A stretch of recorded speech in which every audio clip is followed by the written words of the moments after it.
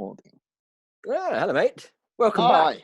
It seems like just seconds ago that we were chatting last. But when we were chatting last, you were talking about, and let me get this right, you can buy attention, but you can't buy trust. Is that where we're going?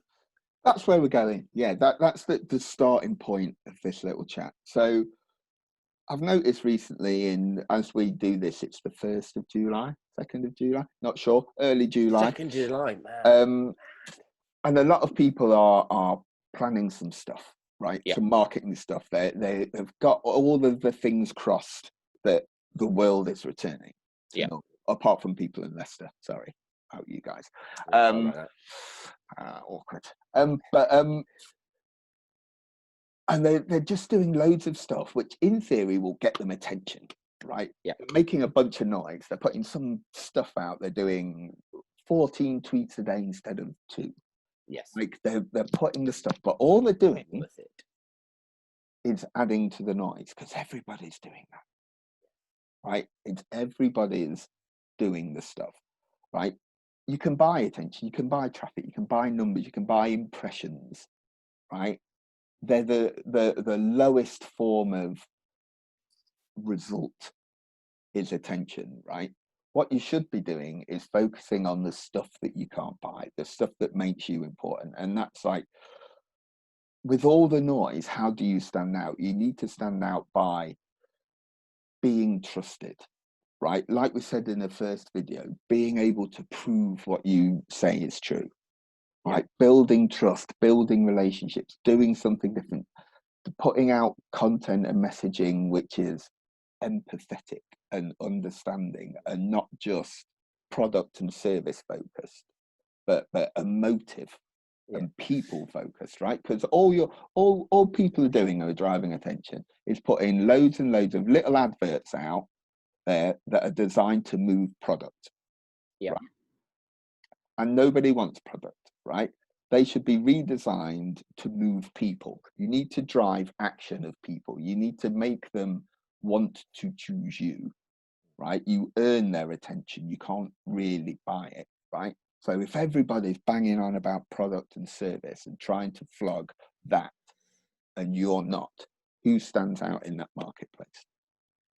Yeah, and I think, at some levels, as I think we'd probably repeat, 'twas ever thus. It's that empathy thing. It doesn't just mean empathy at challenging times. It means, an understanding of their situation, in the same way that you don't try and market to accountants in January.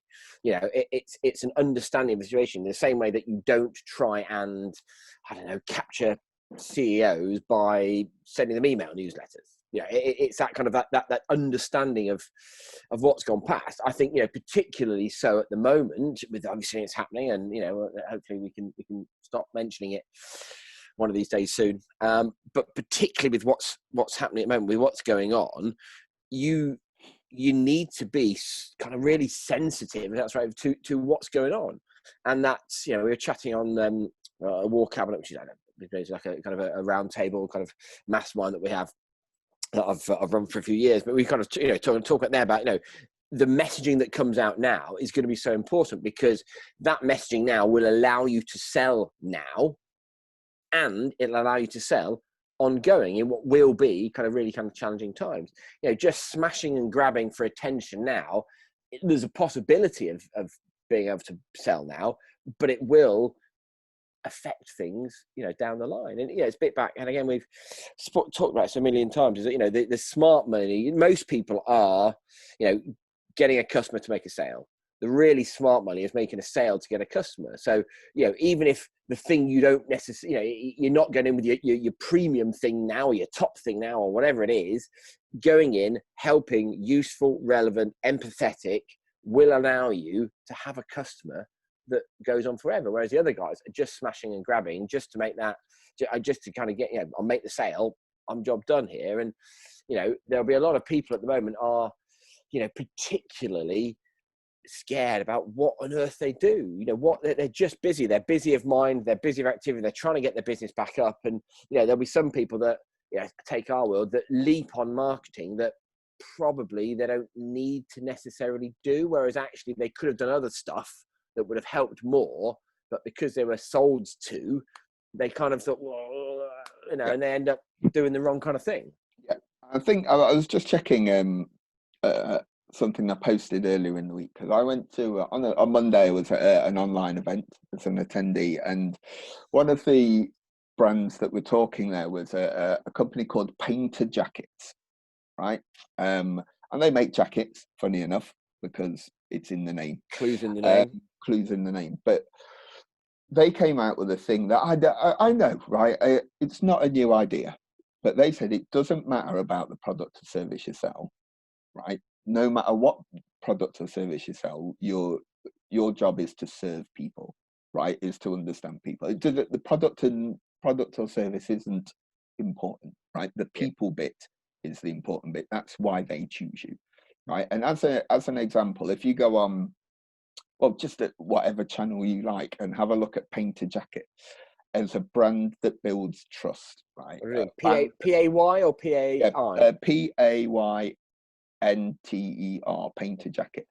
So they started out as a Hyatt denim shop in Wales, and they make jackets that last forever, right? And they'll repair it. It's a one-off jacket, but they only make, I think they have a list of 500 people that they launch 300 jackets to, and they sell out within 3 days, and they make 2 jackets a year maybe, right? And it's Awesome. a business, right? And the beautiful jackets, it's a beautiful brand, and they have a list of people, right, that trust them already. They have 500 people that trust them already. They only ever make a run of 300 jackets, right? It's the Uber example of that, of a business, right? They know that when they release a jacket, they've sold it. Like it's not important. They're not convincing anybody to buy it, right? People are bought into the brand already because they trust them. They understand the story. They understand the background of it. They've never tried to flog a jacket. They've flogged the story around the jacket. The jacket just happens to be the end product. The latest thing. I'm sure if they did bags or boots or whatever, they would sell those too. Like, it doesn't matter. Like, people trust that brand. It's such a good example. It is. And this is the brilliant thing. These examples are everywhere. You know, anyone can do that thing. You know, I forget who's the American company clothing line, not super dry. Patagonia. No, doesn't matter. Anyway, it's a similar sort of thing. You know, they release, I don't know, 1,000 new T-shirts, and they sell like that. And then a couple of years ago, Supreme, they released 1,000. I think it's always 1,000. I might have made that up, but they've got obviously a list much bigger. They released 1,000 bricks, and the bricks sold out at 300 quid each or whatever it is. And it's just, it's just really interesting. People, and this will be one of those videos that when we post it, somebody will write to me to tell me I'm a complete idiot, that you can't do this because I'm not Amazon, and I can't do this because I'm not some. It's nonsense. It is nonsense. You look at the concept of this. Everybody could do that thing. Everybody could have a list of, build the right list and just go for trust. No sale, trust. Launch a thing and then sell it. And I think what they're doing to have a list of 500 and launching 300 is just genius. Yeah, not novel, respectfully to them, not novel, but genius. They've done that really kind of smart thing, and we can all do that as well. That's it. It's like one of those things we bang on about, right? Our job in these strategy sessions seems to be to remind or teach people of marketing stuff that's always worked and we can't see not working. We're not. And not well hidden. This is stuff that if you just look, it's there. Just look, it's there, but marketing people and businesses and stuff, they love to do the new thing, right? We love to try new stuff. We're creative people, right? We like magpies and squirrels. We're like, oh, shiny thing, let's do the time. But you don't often need to.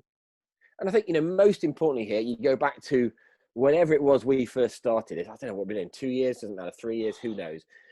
We're back into strategy versus tactics. Everybody's looking at the tactics, whereas these guys are saying, look, we just want to build trust. Everything we do is building trust. And after that, it becomes dead easy, right? What are the things we need to do to build trust? And it falls out the bottom on it. It's just, and it is. And if you think, that is our North Star guiding, that's what we're up to here. And everything. And no, it's not immediate. but it's sustainable. That lasts forever. I'm almost certain they will have had very small, I mean, hopefully so, but very small issue over the last 10 weeks. Nothing. You know? They've just postponed the launch because they couldn't, like the supply chain was done. But Yeah. it doesn't matter. Yeah. People will just Doesn't buy the matter. stuff when it's available. But they've, Like, you know, they've spent their time building trust, not selling stuff. a concept that I think people will understand with this example, right, is they could have gone down the marketing route of trying to get people who want a jacket to buy a jacket. It's a jacket. Everybody needs a jacket. We've all got one, right? That's not super specific. You can't build trust over just being a jacket supplier, right? So what can you build trust over? You can build trust over the quality, the process, the reason behind it, right? That's what makes them a difference. They just happen to produce jackets. Like, jackets is not a good marketing. Try and sell jackets is not a good marketing strategy. Like, it's not. Love it. Do you know what I mean? And they do that so well. But like, check them out. Painter jackets and I am hire. now gonna have to get myself on the list. This sounds like exactly the thing I We'll want. never get one because they always get snapped up. Yeah. But Hyatt jeans are exactly the same. I'm sure. I think there's Northampton Trainer Company. There's some beautiful brand, like really small brands. Two people make painted jackets. Two people. Look, It's brilliant. I love it. it's beautiful brand, but build trust, right? Yeah. Don't focus on product and service. Build trust. Yeah, that's, as you said, that's your guiding star with all of this stuff. Strategy first. What is the thing you're trying to do? Then the things go and do it. And I think, you know, for most businesses, focusing on trust first will allow them to sell in the short term, but it also means you're building a business that is massively sustainable, regardless of what comes down the line. Yep, true. Build trust, people. Don't know why we're waving.